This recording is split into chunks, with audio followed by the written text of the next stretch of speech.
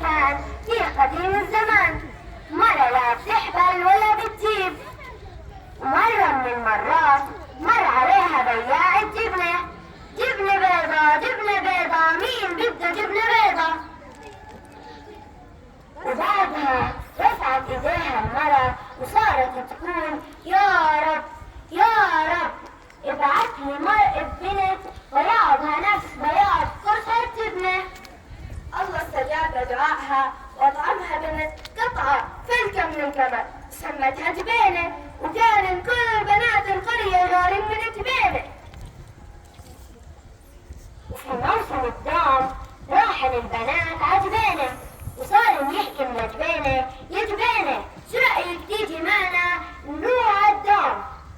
وصارت تحكي لهم يا جبانة أنا بعرفش روحن اسأل أمي.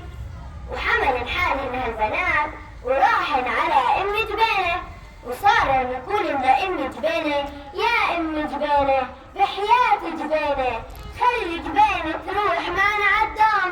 صارت تقولن أم جبانة لا أنا بمونش روحن على أبو جبانة في الدجان. حمل حالهم هالبنات وراحن على أبو جبانة يا أبو جبانة بحياة جبانة تخلي جبانة تروح معنا عالدوم. صاروا كلهن أنا ما بخليش أنا بمونش روحن على سيدي جبانة في المزرعة.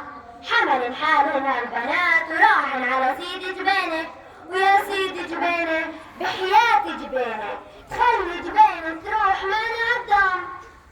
وافق سيدي جبينة وحمل حالهم هالبنات هن وجبينة وراحن عالدوم. صار يحكي للبنات لجبينة شو رأيك يا جبينة تطلعي على الشجرة وتلقطي واحنا نعبي في السلات؟ بعد ما هالبنات عبي سلاتهن روحن على القرية. صارت تقول جبينة يا بنات يا بنات لا حدا لا بسمع ولا بصوت.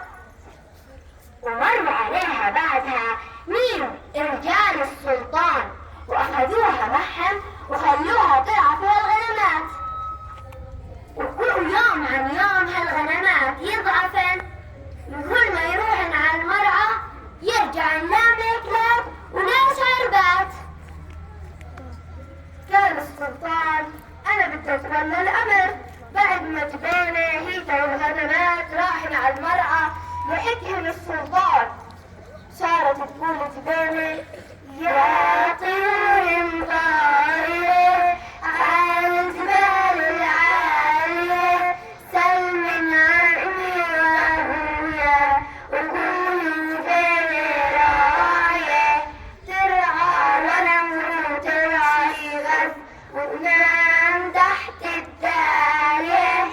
أعجب السلطان بشخصيتها صار يقول لجبينة شو رأيك يا جبينة تتجوزيني؟ وتوافقت جبينة وتجوزت هي والسلطان.